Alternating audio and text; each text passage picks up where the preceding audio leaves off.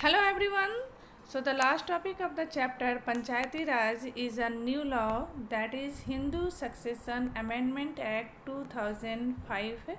This law is introduced in 2005, that's why it is mentioned here 2005. सो हमारा जो last का topic है यह है एक नया कानून जिसे कि हिंदू सक्सेशन अमेंडमेंट एक्ट के नाम से जाना जाता है और ये 2005 में इंट्रोड्यूस किया गया था, इसीलिए यहाँ 2005 मेंशन है। Often when we think of farmers who own land we think of men. जब भी हम किसानों के बारे में सोचते हैं जिनके पास ज़मीन होती है, हम हमेशा ये सोचते हैं कि वो पुरुष होते हैं। Women are seen as people who work on the fields.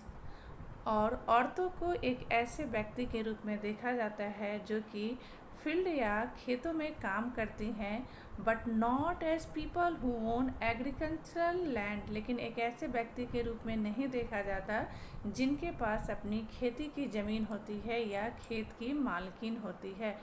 Till recently in some states, Hindu women did not get a share in the family's agricultural land। और रिसेंट तक बहुत सालों तक हिंदू औरतों को बहुत सारे स्टेट में एग्रीकल्चरल लैंड या खेती की ज़मीन में हिस्सा नहीं मिलता था। After the death of the father his property was divided equally only among his sons. और पिता की मृत्यु के पश्चात एग्रीकल्चरल लैंड या जो उसकी संपत्ति होती थी वह केवल उसके बेटों के बीच में ही बांट दी जाती थी। Recently the laws was change. लेकिन अभी कुछ साल पूर्व ही इस कानून को बदल दिया गया। In the new law sons daughter and their mothers can get an equal share in the land. और इस नए कानून के अकॉर्डिंगली हिसाब से बेटे बेटियां और उनकी माएँ समान शेयर, फादर की प्रॉपर्टी में समान शेयर और एक समान हिस्से की अधिकारी होंगी। So what is the Hindu succession act? This is the Hindu succession act that allows the son's daughter and their mothers can get an equal share in the land। So Hindu succession act के अनुसार property पर या ज़मीन का जो हिस्सा है उस पर केवल बेटों का ही अधिकार नहीं रहेगा, बल्कि बेटे बेटियां और उनकी माँओं का समान अधिकार या समान शेयर होगा। The same law will apply to all states and union territories of the country। और यह समान कानून जो है यह सभी राज्यों में, भारत के सभी राज्यों में और भारत के सभी यूनियन टेरिटरी में अप्लाई होंगे या लागू होंगे। So remember about the Hindu succession act. आप लोगों को हिंदू सक्सेशन एक्ट के बारे में याद रखना है। हिंदू सक्सेशन एक्ट यह जो कानून है यह माता बेटी या माँ को, बेटियों को और बेटों को सभी को समान अधिकार पिता की प्रॉपर्टी और लैंड दोनों में देता है। पिता की संपत्ति में भी, और जो ज़मीन है चाहे वो एग्रीकल्चरल लैंड हो या किसी भी तरह का लैंड हो, उस लैंड में सभी का बराबर हिस्सेदारी होगी, बराबर सभी का बराबर बंटवारा तीनों के बीच में होगा, बेटे बेटी और माँ के बीच में। So this law was benefit a large number of women. और इस कानून के कारण बहुत सारी औरतों को बहुत फ़ायदा मिलेगा। For example Sudha is the eldest daughter of an agricultural family. जैसे कि एक एग्जाम्पल दिया है यहाँ पर, सुधा अपने परिवार की सबसे बड़ी बेटी है। She is married and lives in a neighbouring village. उसकी शादी एक बगल के ही गांव में हुई है जहाँ वह रहती है। After her father's death Sudha often comes to help her mothers with the farming work. अपने पिता की मृत्यु के बाद सुधा अक्सर अपने माँ के घर आती है इस खेती के कार्यों में हाथ बटाने के लिए।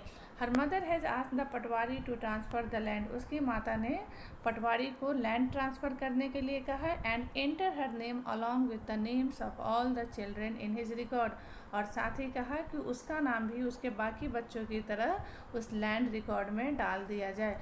सुधा's mother confidently organize the farming with the help of the younger brother and sister, Sudha की माँ बहुत ही आत्मविश्वास के साथ फार्मिंग खेती का सभी कार्य करती थी अपने छोटे भाई और बहनों की सहायता से। Similarly Sudha also lives with the assurance that if she ever has a problem she can always depend upon her share of the land, और इसके साथ ही साथ सुधा भी इस बारे में आश्वस्त थी कि अगर कभी उसे भविष्य में कठिनाई होती है तो अपने हिस्से का जो ज़मीन है उस पर वह डिपेंड कर सकती है या निर्भर कर सकती है। तो यह था हिंदू सक्सेशन एक्ट, जो कि सभी को पिता की प्रॉपर्टी में सभी को समान अधिकार देता है, क्योंकि पहले औरतों को पिता की प्रॉपर्टी में और उसके लैंड में अधिकार नहीं मिलता था, शेयर नहीं मिलता था।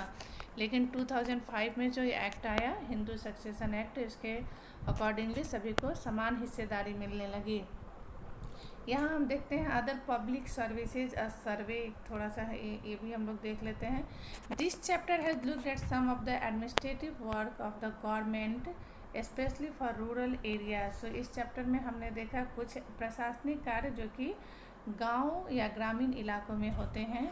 The first example related to maintaining law and order and the second to maintaining land record. तो पहले एग्जाम्पल में हमने देखा था कि लॉ और ऑर्डर को मेंटेन करना किसी एरिया में, और दूसरे में हमने देखा लैंड रिकॉर्ड को मेंटेन करना। In the first case we examine the role of the police. तो जब हमें रघु और मोहन का केस देख रहे थे तो वो लोग सबसे पहले पुलिस स्टेशन में गए, तो वहाँ हम लोगों ने पहले एग्जाम्पल में पहले केस में देखा पुलिस का रोल, जैसे कि हमने पढ़ा to investigate, to inquire and to take an action, जो कि पुलिस की ड्यूटी होती है। And in the second that of patwari, और दूसरे में हमने पटवारी का कार्य देखा। This work is supervised by other people in the department, इनके कार्यों को दूसरे डिपार्टमेंट द्वारा भी सुपरवाइज या निरीक्षण किया जाता है, सच एज द तहसीलदार और द सुपरिटेंडेंट ऑफ पुलिस, जैसे कि तहसीलदार द्वारा या पुलिस सुपरिटेंडेंट के द्वारा। We have also seen how people use this services, हम लोगों ने यह भी देखा कि लोग कैसे इन सर्विसेज का इस्तेमाल करते हैं। And some of the problems that they face, और कुछ समस्याएं जिसे उन्हें फेस करना पड़ता है या सामना करना पड़ता है।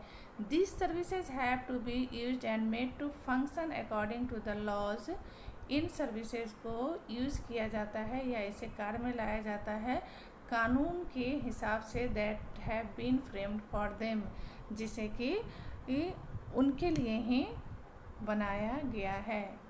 So this chapter is completed. So here in this chapter we have discussed about that the work of the police, work of the patwari and the administration of the rural areas. तो इस chapter में हमने पटवारी के कार्य और साथ ही साथ police के कार्य और इसके साथ साथ तहसीलदार की जो ड्यूटी होती है यह भी हमने देखा है, और गांव का प्रशासनिक कार्य कैसे इन सभी के हेल्प या सहायता से चलता है।